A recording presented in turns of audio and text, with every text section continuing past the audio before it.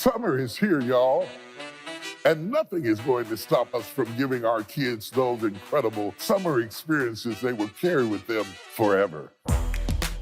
So the TD Jakes Foundation and our amazing partners are bringing the fun to you this summer with STEAM Academy 2020. It is a brand new online STEAM exploration experience that will captivate your kids and unleash their imagination, all while giving them a leg up and a bright future. And it's totally free.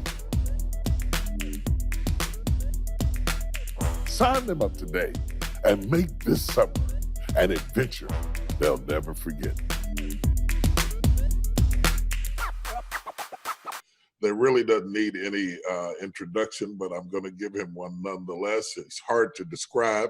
He's done just about some of everything imaginary. He's an icon in the literary world, highly respected in the business world, renowned as a motivational speaker, and I'm blessed to have him here with me today. Would you welcome Tony Robbins? Thank you for being here.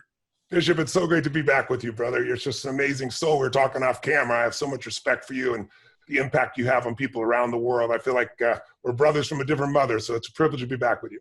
I'm excited about it. I'm going to jump right in and try to drain every little bit of juice out of you I can get. I'm so excited. You know, the very first time I saw you, okay, I woke up in the middle of the night and the TV was going and you were on and you were sitting on a big old yacht, you know, the day christened with a bottle of champagne, and you were laid back living the easy life. And I made the mistake of thinking that you were one of those guys born with a silver spoon in his mouth. That's not really the truth. You came up through the trenches. Reading your books and researching your life, I found out that we have similar backgrounds.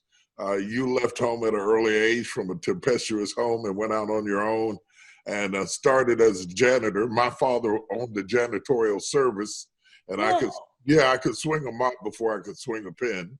Me too. I didn't know that. We could trade buffing secrets, you know. Would you have ever, if somebody would have told that 17, 18-year-old boy who was swinging mops and cleaning offices that one day he would be who you are, would he have believed it? Well, I think grace, first of all, the grace goes to God. You know that as well as I do. I'm a very fortunate soul, and I've done my part. You know, faith without works is dead, as we all know. So I had these visions, and I think they were given to me by God when I was a very young boy. I saw myself helping these mass numbers of people, and I didn't know of anything like a seminar. I thought either I'd be a minister or I'd be a politician or I'd be a general. I didn't know what it looked like, but I just knew I wanted to serve people and would help them get through difficult times. And so by the time I was 16, 17 years old, I had kind of laid out a plan that in my 20s, I was going to figure out how to help any individual that really wants to help, that if I was committed and they were committed, we could change and get the change to happen.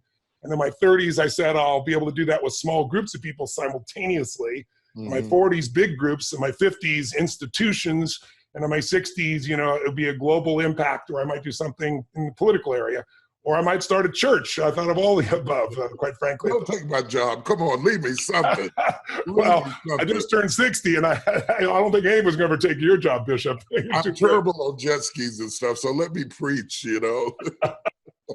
But I've always had that. I've always had that vision to serve, and you know, I'm the kind of guy that, you know, I watch a movie and somebody makes the hard choice, somebody sacrifices for somebody else. I'm in tears. It's inexplicable. I have a level of empathy and emotion that I can't claim credit for. I think I was born with it, but I'm grateful for it because it's kept me hungry to serve. You know, like people say, you've been doing this for this is my 43rd year. And, you know, I've been doing it since I was 17. And it's like, you know, don't you get tired of it? And it's like you, Bishop. I know you can't get tired when you're doing what you're made for. So I'm just grateful to God that I'm able to help a few people around the world, and that I keep hungry learning and being able to solve problems. And as I solve them, I figure out my own problems or anybody else. Once I figure them out, then I can help millions of people with it. And we live in such an amazing time, Bishop, where your message is not limited to the great state of Texas. I mean, it's all over the world. And so we both have that privilege because of the times that we live in. And it's our responsibility to use it in a way, hopefully, that really makes a difference. One of the things that really inspired me, you know, most of the time you hear everybody talking about how to be successful, but you started your story talking about how can I serve? And Yeah, that's what made you successful. I And I believe think that. motivation is everything. Yeah, I think when I don't like the word motivation sometimes because some people use it like a warm bath, you know, and you know, you should take a bath regularly, but you also need strategy. And what I love about you is you both inspire and you provide steps and strategies and tools. I think people need both, but I do think motive does matter. That if your motive is just to get something for yourself, you're going to get a certain level of insight. You're trying to support your family. You get Right, a different level of insight because it's serving more of life. If you're trying to serve your community, you get different insights. If you're trying to serve humanity, I don't mean what you tell people. I mean what right. your soul knows. There Yeah, are insights I know you've had, my brother, and I've had at times, you know, when people are in front of me, there's no way I should be able to know these things about them. And they're right, there, and I know what to do, and that's right. God. You know, that's what's fabulous. So many people look to you. I mean, Oprah Winfrey, Leonardo DiCaprio, Bill Clinton. You have been a force and a resource for some of the top CEOs around the world. Steered them through tough places, mergers, takeovers, volatile takeovers, giving them guidance and that sort of thing. What kind of information would you give to a small business owner, especially in the turbulence that we're having right now? This is bad news for a lot of Americans for a lot of different reasons, not only economically, but of course, the pandemic has wreaked havoc. We have a physiological pandemic and we have an economic pandemic happening simultaneously. If ever was a chance, we needed the advice of Tony Robbins, and most of us couldn't afford it. So this is our chance to kind of freeload. You can always afford it. That's why I did books and there's YouTubes and you know, you don't have to spend a dime to get my information. But first of all, half the people you talk about are your fans too. I know Oprah is one of your biggest fans. So, but Yeah, you know, I think the biggest pandemic we're dealing right now is fear. It's yeah, more than the physical. Because, you know, we made all these decisions to shut down the world economy. And if you and I had said 3 months ago, hey, the 2/3 of the world's going to be shut in and forced into their own homes, not be able to go outside or go to the beach or do anything, you would have laughed. You said no one would agree to that. But it right, was because of fear. So we can't change that. So here's how I look at things. A business person or a person that's going through hell right now, I don't know anybody who isn't going through hell right now. right, I have 54 companies myself. I'm not bragging. It's not fun right now, to say the least, because I got 2,200 employees. I got sports teams that I own, and our soccer, you know, LAFC soccer team. We just built the stadium, 2 years, crushing it, 22,000 people a night. Done. No season, no television revenues, no business, no ticket sales, no sponsors, and giant overhead. I got a resort in Fiji that, you know, there's no COVID there, but the flights aren't going there at all, right? I've right, got my event business where they just shut down 9 countries where I'm going to want to help people. And right. so in all those things, what do? I think you look at it 2 ways. Number one, you got to start at a global level that says, as a human being, I got to lead, not follow. I got to educate myself because fear, a decision made from fear is almost always the wrong decision. So where does that start? It starts by seeing it as it is, not taking it casual, but also not seeing it worse than it is. Step 2, see it better than it is. See Right? it better. Without a vision, people perish. If you don't create a compelling future, even though it's difficult now, you got to remember this is a season. Winter comes and winter goes. Some winters are hard, some are soft, some are long, some are short. But what always follows winter, thank God, is the springtime. What always follows the night is the day. You just got to work on yourself. I mean, for things right now, it's like we got to do our part. For things to change, my original teacher was a guy named Jim Rohn. He used to say to me, for things to change, you got to change. For things to get better, you got to get better. And I think if we can not just get out of the fear a little bit, that doesn't mean don't do what the government tells you. I don't want to be misinterpreting me. They're telling you to social distance. Whatever they tell you to do it. Comply. But don't let fear control you. That's my message. And start to create a vision for where you want to go. And then the third step is make it the way you want to see it. And in order to do that, you've got to put yourself in a place where you're doing something to build up inside. So as a business owner, specifically, All right. every business owner always should be working on 2 businesses. Mm-hmm. The business they're in and the business they're going to become. Because if you think of it this way, if you just work on the business you want to become, then you have no cash flow and you got some problems. If you just work on the business you're in, then your IBM and Microsoft takes you, or then your Barnes and Noble and Amazon takes you, right? I mean, that's the nature. So right now you have a little bit of time to start to design what you might want to do. So you want to be able to innovate. And the way I do this in every business I've owned, I got 54 companies. We do over $6 billion in business. I don't know what it'll be by the end of this, quite honestly, but that's what it was as of a couple months ago, right? Okay. So I've got 2,500 plus employees on 4 different continents, and everything from AI businesses to, sports teams, to resorts, to, stem cell companies. It's a mass variety. In all of those companies, what I do with them, whether I started them or whether I come in and become an early investor and help it to grow, is I look to answer 2 questions to grow any business.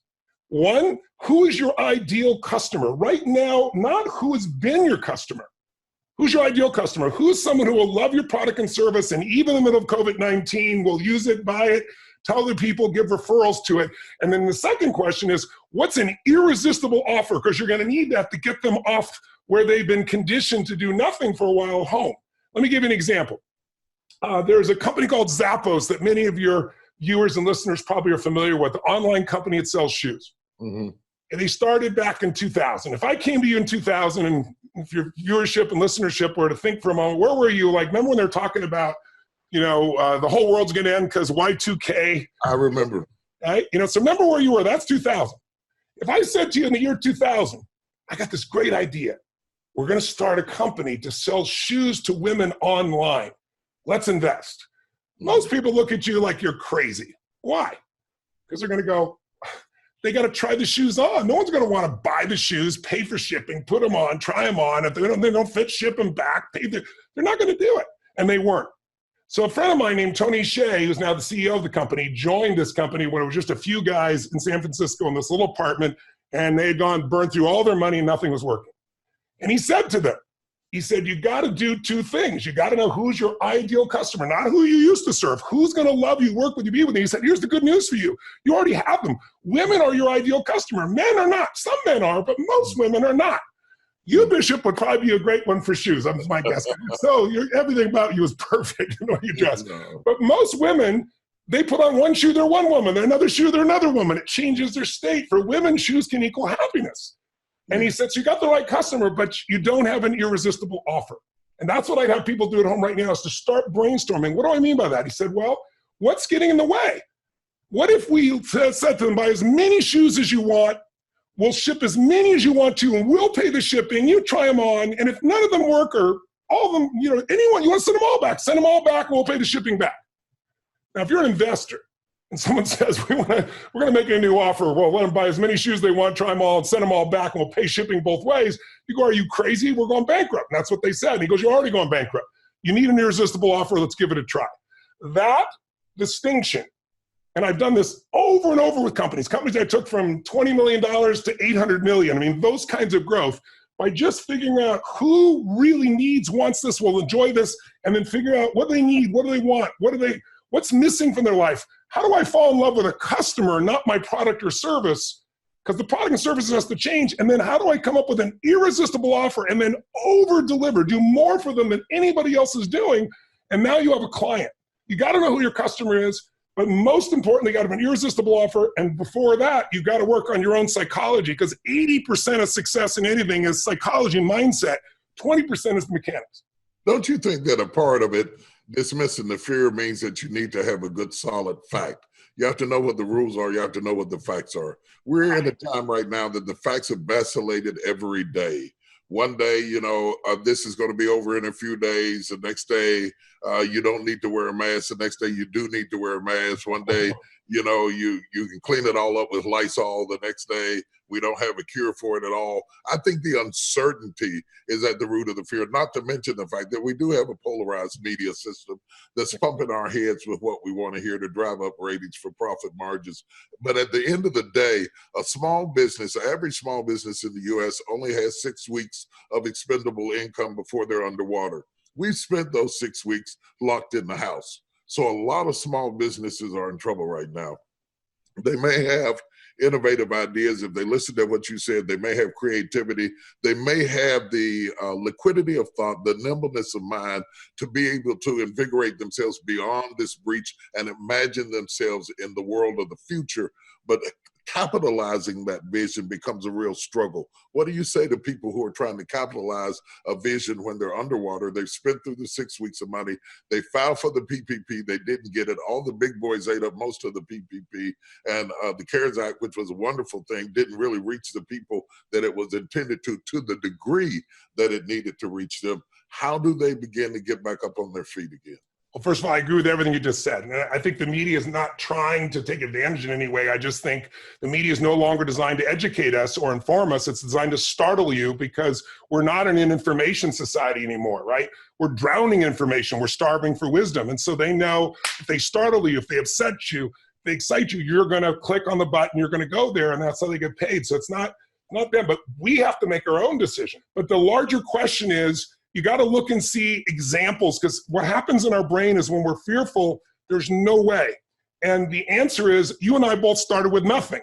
We started with our ability to understand that we are not just the manager of our circumstances, that with God's power and help, we're the creator of our lives, right? We know how to create again. And you have to stop thinking about putting Humpty Dumpty back together again the same way, because it's not going to happen.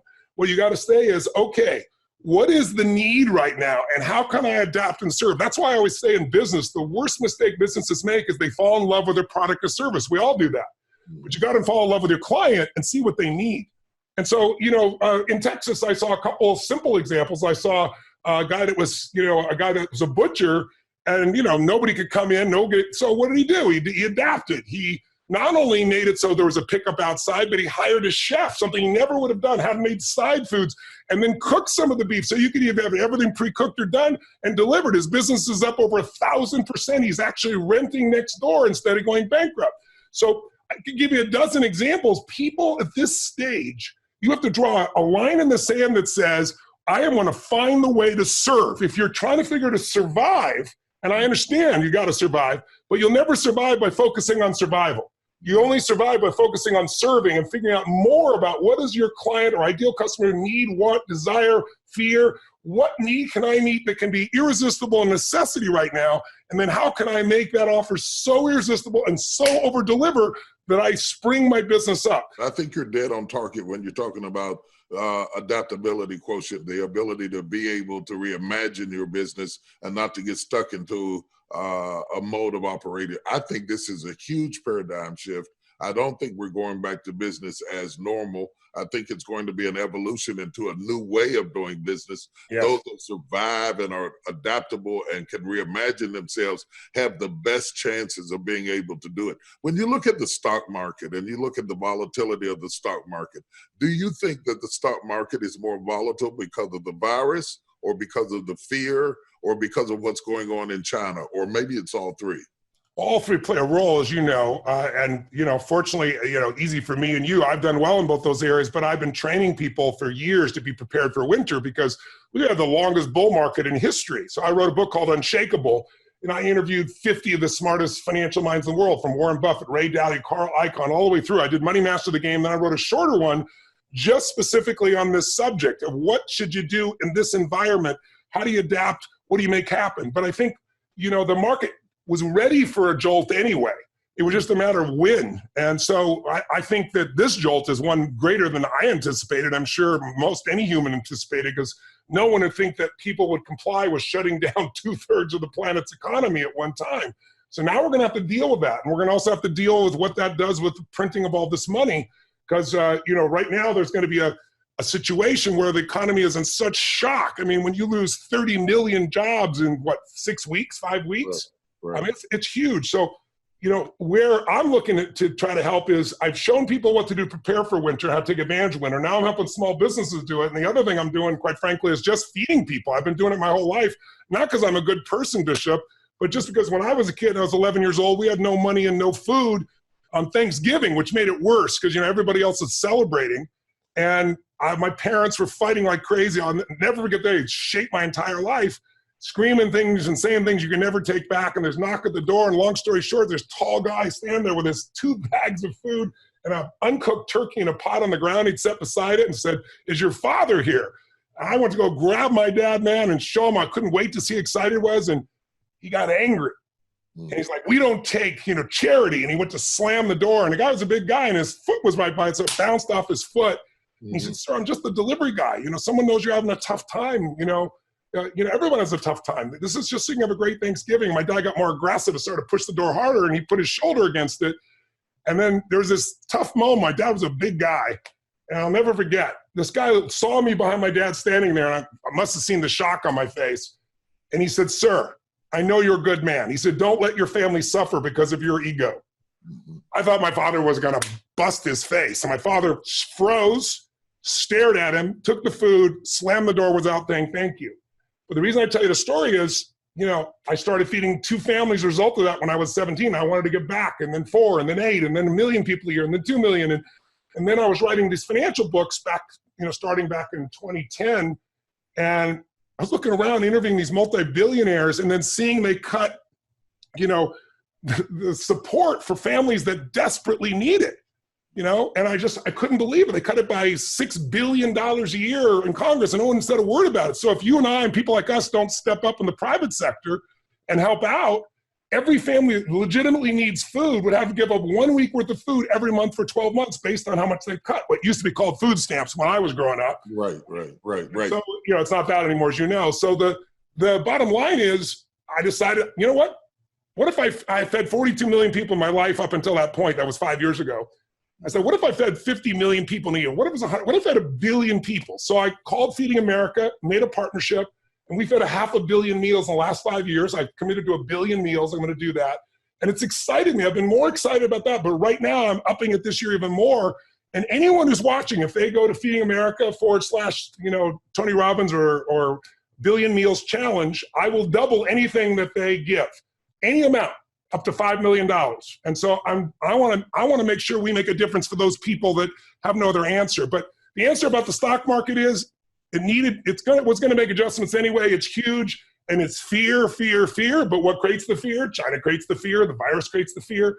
But I think the stock market has responded a bit. And it's going to have a lot more volatility before we're done. A lot more to deal with. I think you want to study that aspect. And listen, you can go to the library and get my book, or you can go online. If you go to my company, we'll send the book to you for shipping and handling, or you can buy it for $20 at Amazon. But I don't care if you have the money or not. I just want you to know what to do to protect your family. One of the things you started talking about feeding people, and that's literally what I just got through doing. We fed about 30,000 people in all, 5,000 meals to first responders just in the last few weeks. Wow. And we're giving out 25,000 boxes of food to people who are unemployed because if you saw the lines in Florida. No, I know. The lines are backed up like something that reminds you of the Great Depression. That's why I brought it up. When you look at the African-American community and you're talking about fear, you're talking about people that have already been marginalized, and then you're talking about a disproportionate amount of deaths that exist that are being reported in very disproportionate. Yeah, it's very disproportionate, and there's some reason for some anxiety. It's a higher hill to climb than it was before all of this happened. So this kind of information is vitally important. Rethinking ourselves. African-American women are going into business more readily than any other people group, but they're not staying in the business because we don't have equal access to capital and credit. Bootstrap people like yourself who pull themselves up from absolutely nothing can speak both languages. You can talk to Warren Buffett on one hand, but on the other hand, you can talk to the barbershop owner who's really making it from haircut to haircut, trying to get up on his feet. You're saying that regardless to the zeros behind the check, it's the principles and the mentality that makes the difference. And it is, in fact, finding a problem and fixing that problem is the greatest marketing tool available in the world. Is that right? I couldn't say it better myself, brother. That's exactly what it is. But I also think it's the way out of your fear is to serve somebody else who's got it worse off. Because, what's a problem? You're driving home before COVID-19 and you're bumper traffic. You think it's a big problem because you're late. But then your car overheats, and now you got to try and figure out how to push your car 4 lanes over, and people are honking and screaming at you. Now it's not a traffic problem, it's a car problem, right? Now you go to your cell phone to call for some help, and there's no coverage, and so you walk a mile, and you go down the off-ramp, and you trip and break your ankle. Now is the traffic a problem, right? Is your car a problem? No. Now you go to the hospital to get your ankle set, and while you're there, you get a phone call, and it's a text, and it says, "I'm leaving you," the one you used to love. Yeah. Now your ankle's not the problem, the traffic's not the problem, your car's not the problem. Then you get home and get a phone call from the doctor who did your blood work and he says you have a tumor. Like, what's a problem? Mm-hmm. It's, all relative, my dear friends. And our goal as humans, what makes us humane, what makes us the spiritual side of humanity, what makes us, I think, what we are, is our willingness and our desire to serve. We'll do more for others we love than we'll even do for ourselves. And the research now shows that if you will give, even to strangers that you don't know and never see again, the simple act of giving, because they can see by your saliva, they can check what hormones are stimulated in you. You can sit there and buy 10 people a cup of coffee or 5 people a cup of coffee you don't even know while you're standing in line. And the response and the biochemical uplift from that is stronger than if you would have gone and spent thousands of dollars, right, where you're doing it on yourself to get something. So I'm not saying people shouldn't have things for themselves. Obviously, you and I have done well in those areas too, but it's never been our gig. It's never been your gig. It's never been mine. We just knew we could be prosperous if we helped enough people. And so we're examples of those pieces. But listen, I mean, the amounts that I'm able to do now, like we provide, I was in India and I saw these children dying from waterborne diseases so easy to solve. So now we provide 250,000 people a year, my wife and I, 250,000 people a day rather, with fresh water. Our goal is to get to 1 million. And they go, oh, easy for you. But this is the mistake people make. I did this when I had nothing. That's why I'm here. Same as you, I know, my brother.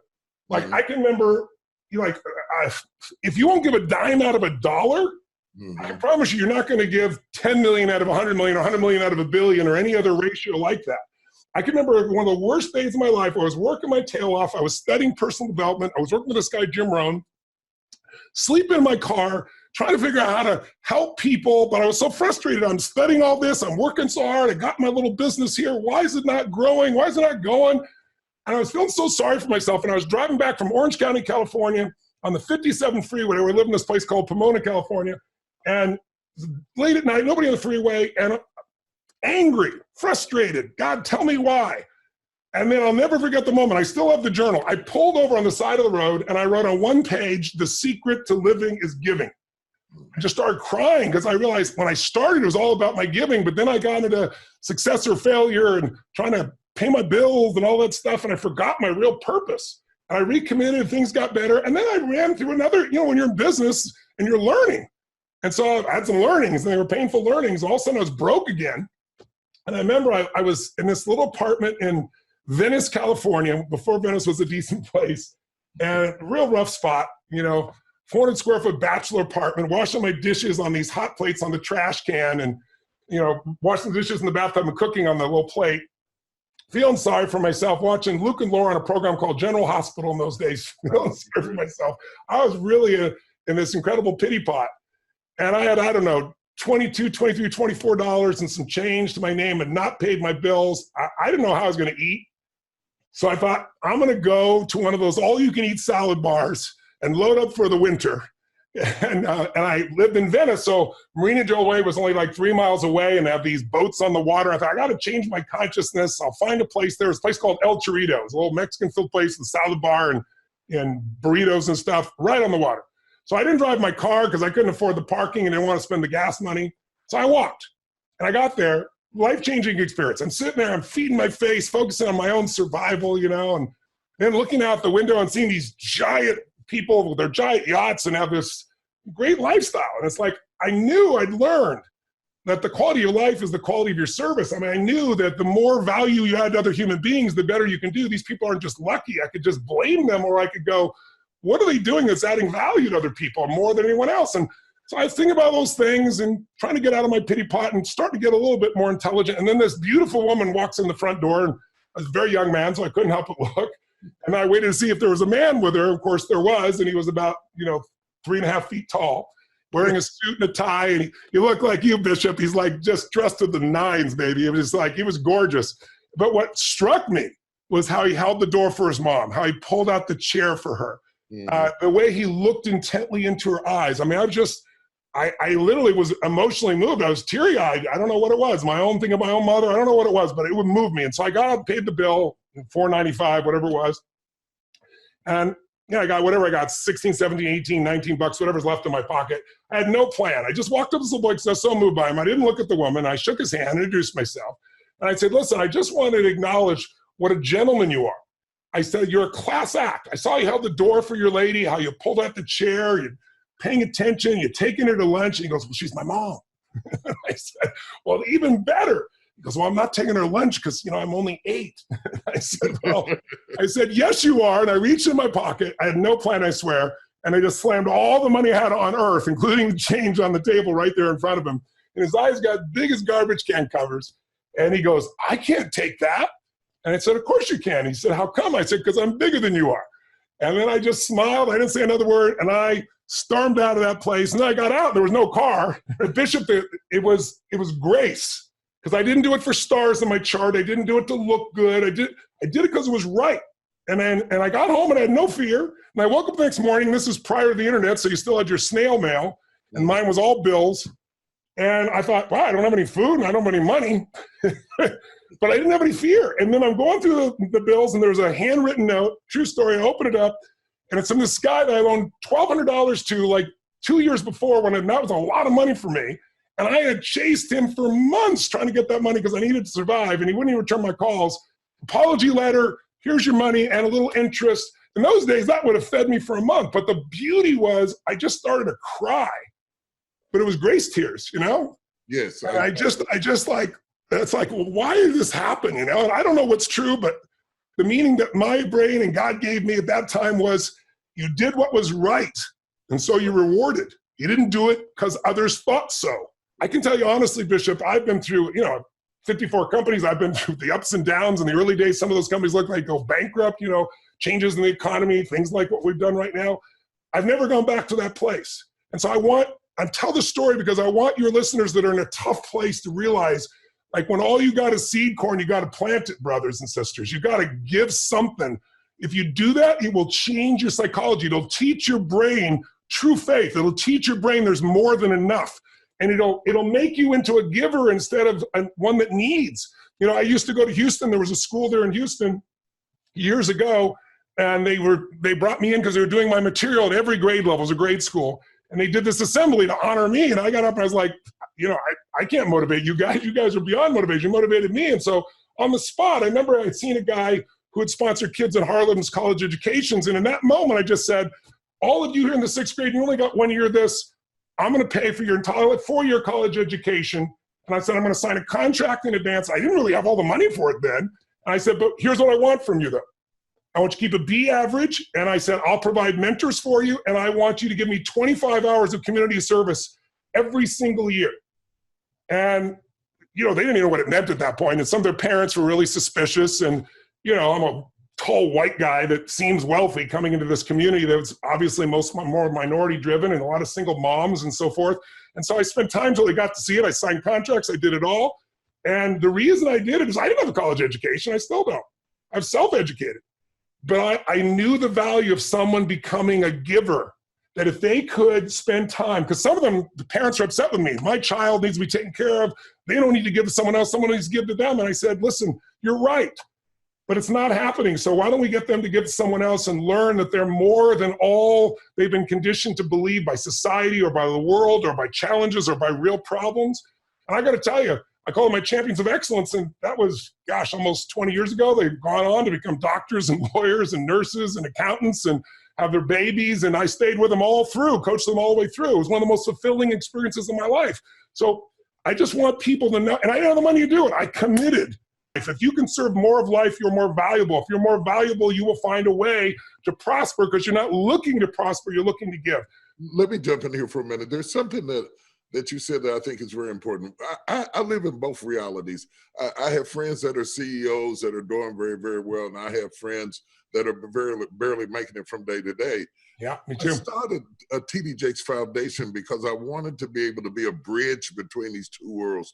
I think that there are CEOs and companies and for-profit entities that really want to make a difference in underserved communities, but they don't do like you do and go into those communities. Maybe they don't have time to go into those communities and take on those cases one at a time. With 30 million people on our social media database, I thought I have a responsibility to be a connector between these two worlds and to bring them together. So they're afraid of church, so I couldn't do it that way. I started the foundation so that we'd have an opportunity to solve some of America's darkest problems, some of them hundreds of years old that we have not resolved yet because we cannot get supply connected to demand. Yes. So the TDJ Foundation, we got STEM programs, we're doing reentry programs. Yeah, we're doing reentry programs for people who were formerly incarcerated. We're doing job fairs for companies who want inclusion and say that they can't find upper level qualified people into positions that look like me when they do exist. They're all over the place. Of course they do. There's a connection that needs to be made between the two. And TDJ Foundation can help to expedite that. America needs to fix its old problems so that we can move forward to the challenges in front of us. But we can't get to the challenges in front of us when we haven't cleaned up the leftover debris from Jim Crow and from slavery and from history. We have to resolve those issues. And the onus is upon people like us, our generation, who have lived long enough, wise enough to be able to understand something beyond yourself, and you want to leave this world better than you found it for your children and your grandchildren. That means equity for everybody. That's right. And it's also a global problem. So we have, out of the 30 million people that we have, our biggest city is in Lagos, Nigeria, then Dallas, Texas, then Nairobi, Kenya, then Atlanta, Georgia, all the way down to Melbourne, Australia. Our base is quite large. I thought, I can't just sit on this base and just preach. I want to start this foundation so that there are some metrics and some quantifiable results in education, in STEM programs, in jobs, in reentry programs.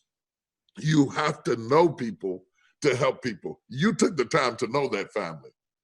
Well, first of all, congratulations that you're doing that. I'm going to make a $100,000 donation to your foundation for the STEM component for you. I know you put it to good work. So afterwards, you just send me the info and we'll make that happen.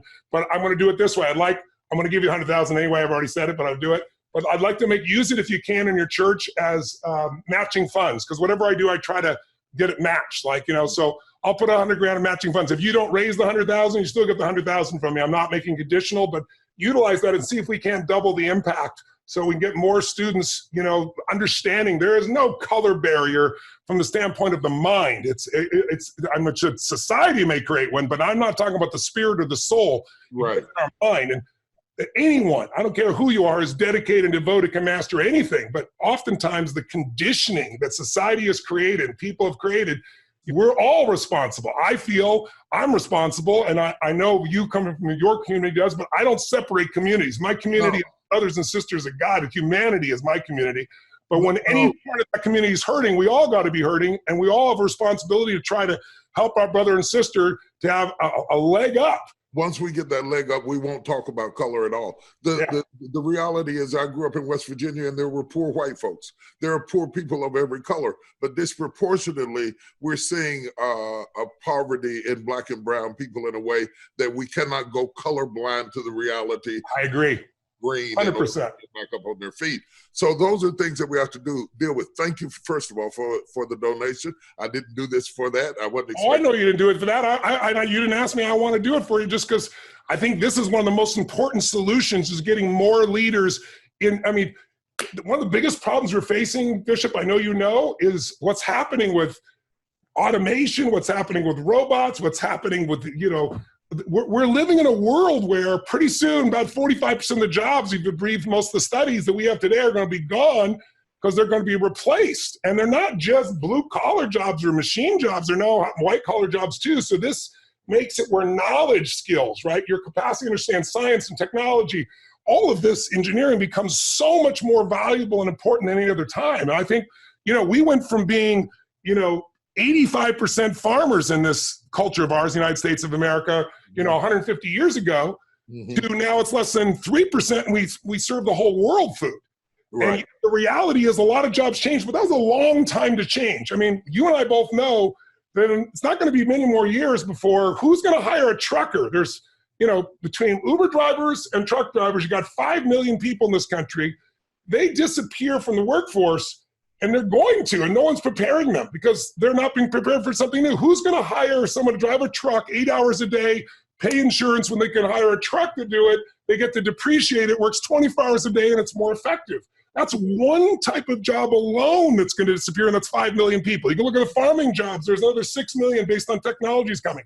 11 million people is what we lost in the beginning of, in 2008 destruction. We got 30 million right now, but hopefully they're not permanent. Many of those hopefully will get back to work soon. The unemployment rate before COVID-19 was going to go up to 20% for African Americans simply because of STEM programs. Take racism, take preferential treatment, take human biases out of it. Yeah. This technology alone is going to put us in a position, God only knows what those numbers have gone to because of COVID-19. We have to do something different. One of the things that I think that came out of COVID-19 that I hope America and greater still the world notices, it did not make a distinction between Democrats and Republicans, between blacks and whites, between rich and poor. I don't care how rich you were, you could still get it. I don't care how white you were, you could still get it, black, brown. And sometimes it takes a common enemy to bring about real unity. And I think that we need to understand that if one of us is in trouble, all of us is in trouble, irrespective of what their zip code is. We have to understand that we have to take on this problem and not say, that's their problem, this is my problem, this is her problem. No, this is our problem. And we have to have a global understanding of ourselves. You and people like you have traveled around the world, experienced that, embrace a global understanding of the world, whereas most people live in the silos of their own profession and their own circle of friends. How do you break out of your circle to get a more global understanding of the world? Because that helps that philanthropy to reach beyond your zip code and your friends. And the $100,000 you're talking about, the real challenge is not to the poor to match it, but to other CEOs to step up to the plate, other business people to step up to the plate and start sowing right into the areas where people actually know the community you're trying to help, rather than just stats you read about in the Wall Street Journal on your way to work. I don't know that there's an easy answer. I think my good fortune is, I go last year, they're going to be different this year, but I went to 108 cities and 18 countries, come to those countries multiple times. So when you do that, you get a broader perspective. I also grew up dirt poor, not knowing where I was going to get my next meal. So when I hear that somebody else is suffering, it's not some number in my head. But I think the only way human beings change is by having new life experiences. And it's hard because the whole world, humanity tends to be tribal, tribal based on location, on color, on size, on scope, on all kinds of different things, north versus south, east, everything. And so the way to get out of the tribalism is, I think, elevating your consciousness, which quite frankly, that is what every great religion is really about ultimately, is elevating your consciousness. I'm personally Christian, as I know you are.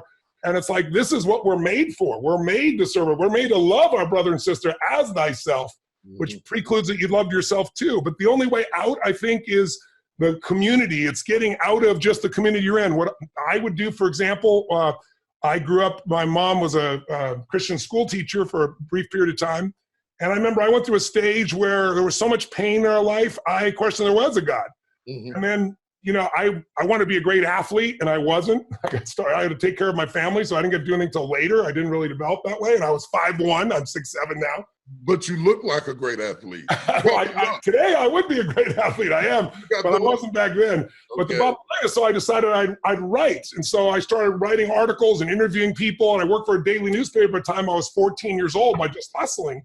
But I tell you that because I got a scholarship to go to the University of California, San Luis Obispo. And one day in the journalism class, it was all adults or, college kids. We all got assigned to go cover a church. And so, at this point, I'd been questioning God at this point and everything else. And I was walking with some friends. We walked by a Mormon church. And I remember they thrashed these people. These Mormons are horrible. I said, nobody can be that horrible. I'm going. And it started me, and I pulled some interesting things from the Mormon church, including keeping a journal, as simplistic as that may sound.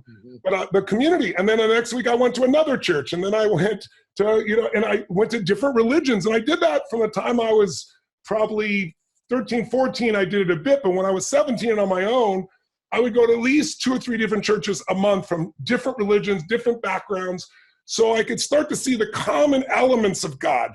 And so while I'm still personally Christian, I don't tell people what to believe, but every great religion is calling us. It's calling us to our higher self. And no matter where you move, if you stay in the old consciousness, the old thinking pattern, it won't make a difference. But by going to different places and meeting different people, it's like a belief is a poor substitute for an experience. You can believe you know what China is. We've never been to China, you don't have a clue. Right. You can believe you know what the African-American community is like, but if you've never spent any time there, you don't have a clue. Or the white community, or any community, right? Right. So we need to have more experience of each other. My hope is maybe this gets a longer period of time of us really looking out for each other because we have to. Right.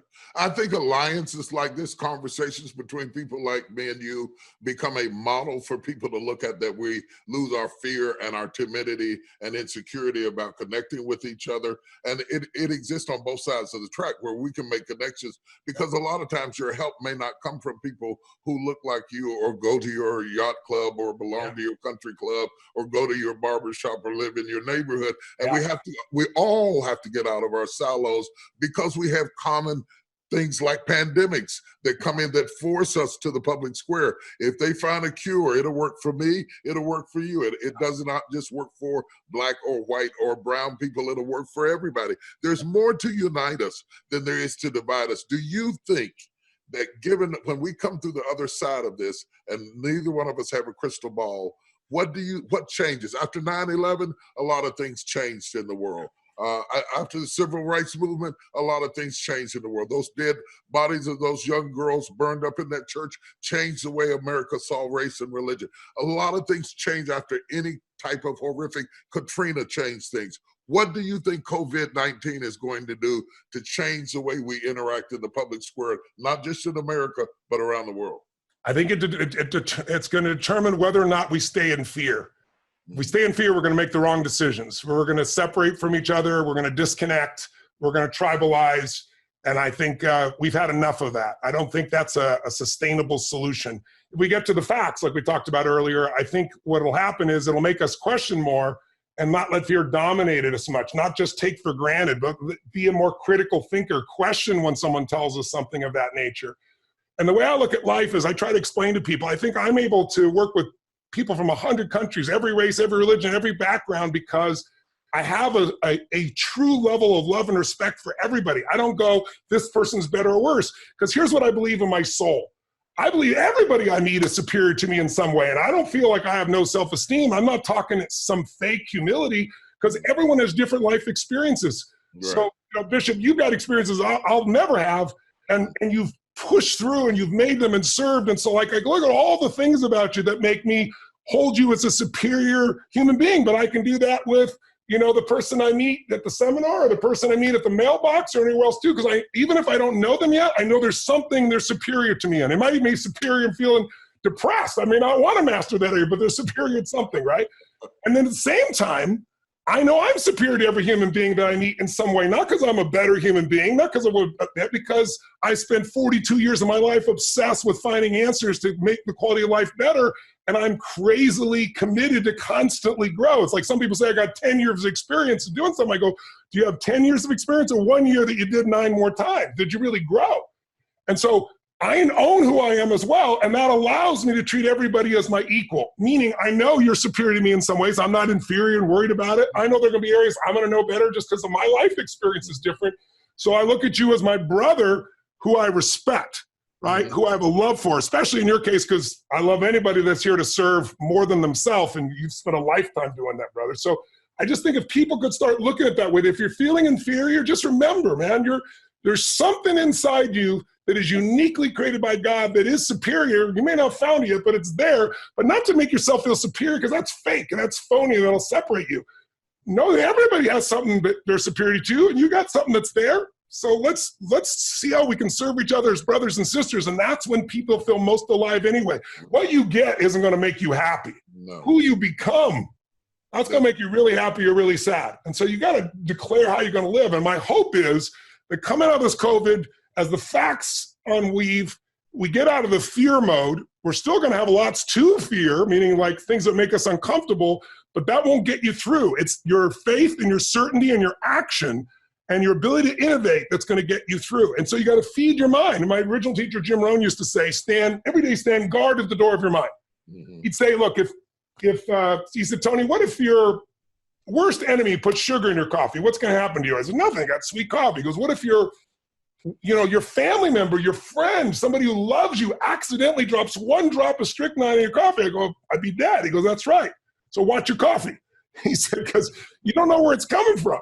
Yeah. Every day, you got to stand guard at the door of your mind and make sure you're only putting things that feed it. So that's why I started some simple rituals. Like every single day, I start with my prayers, and then I get up and I do my workout, because getting your body going, fear is physical. So is courage. Courage is you're afraid, but you do it anyway.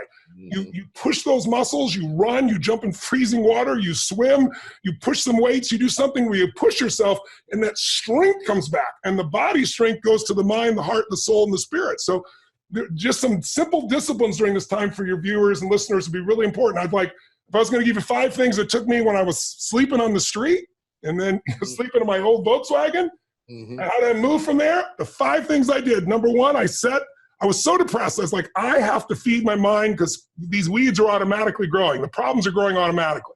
So I remember I went and bought a book called The Secret to, not Secret, the Magic of Believing by Claude M. Bristol.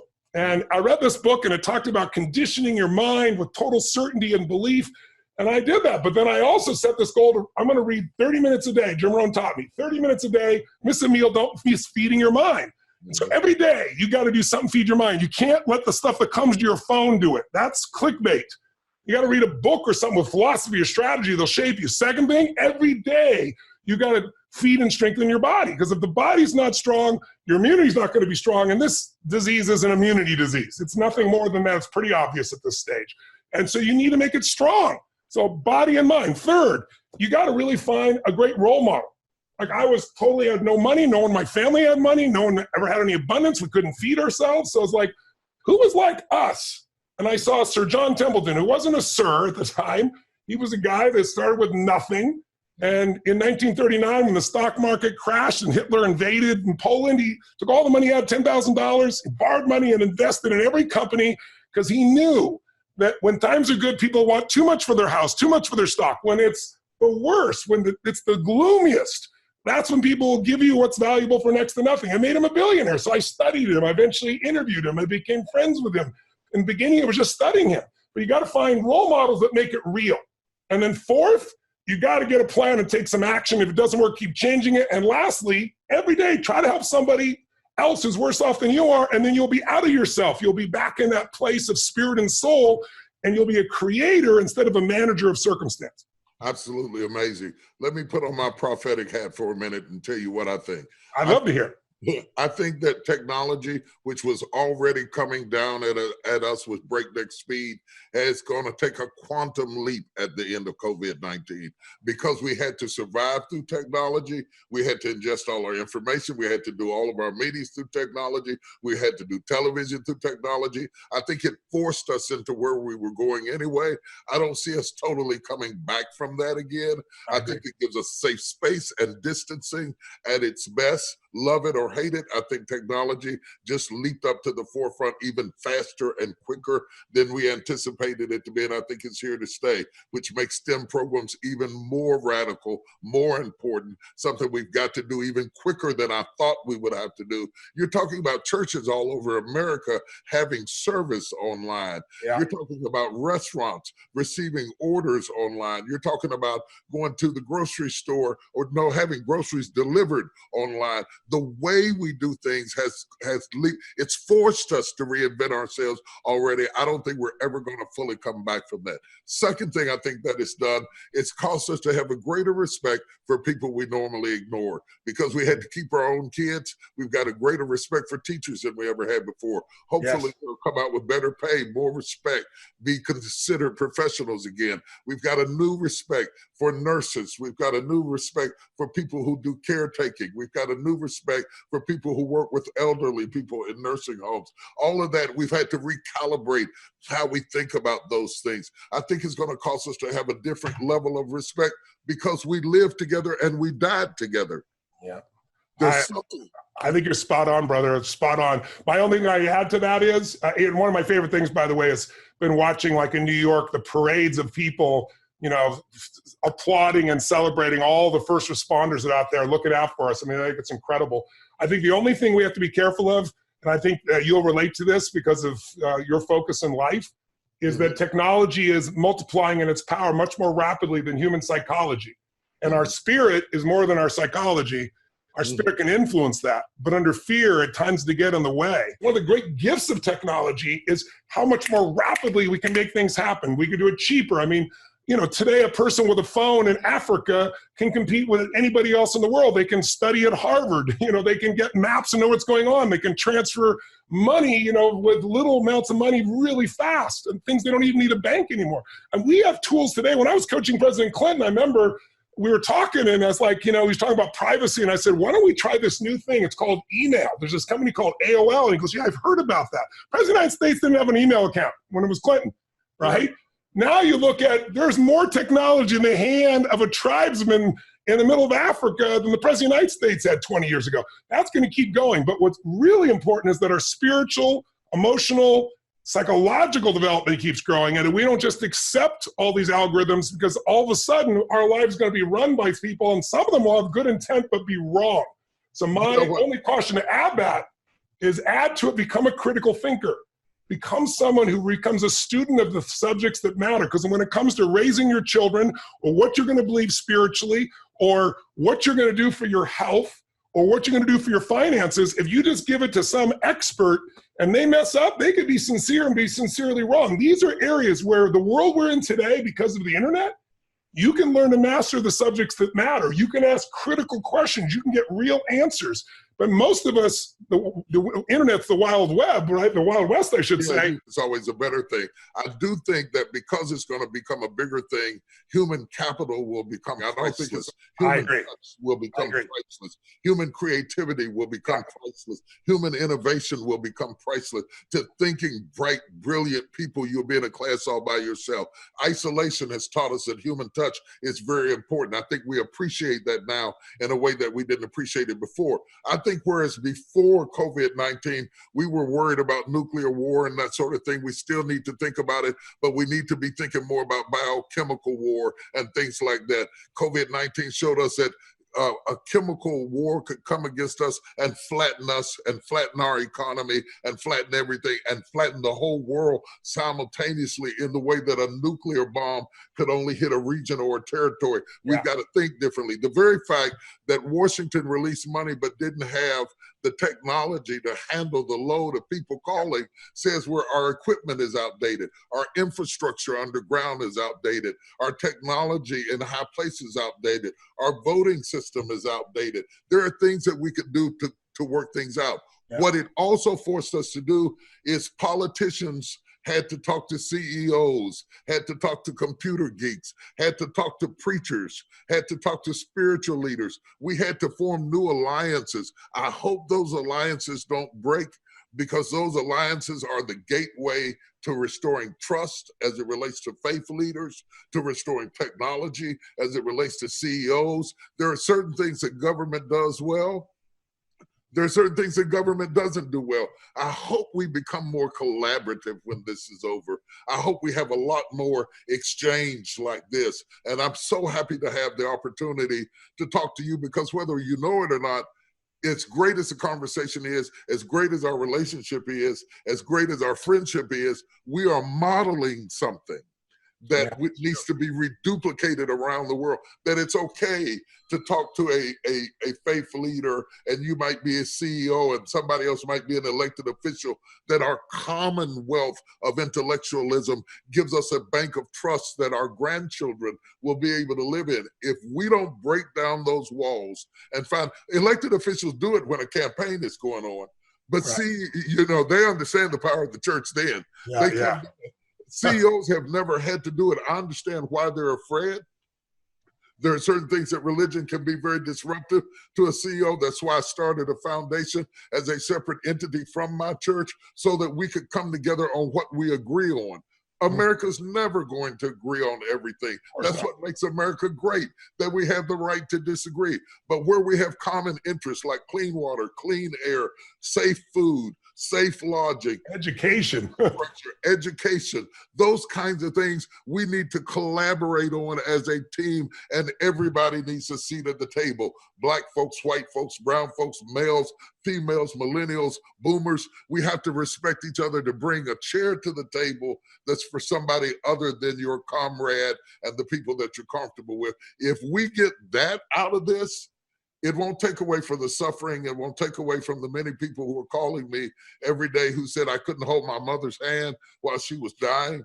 Yeah. I had to FaceTime my father while he passed away. See, pneumonia doesn't give us that. You were talking about the stats about pneumonia and the flu. That might be true, but what that does not give us, I didn't have to be in isolation while I was dying. I didn't have to die in a room by myself. I didn't have to have a funeral on FaceTime.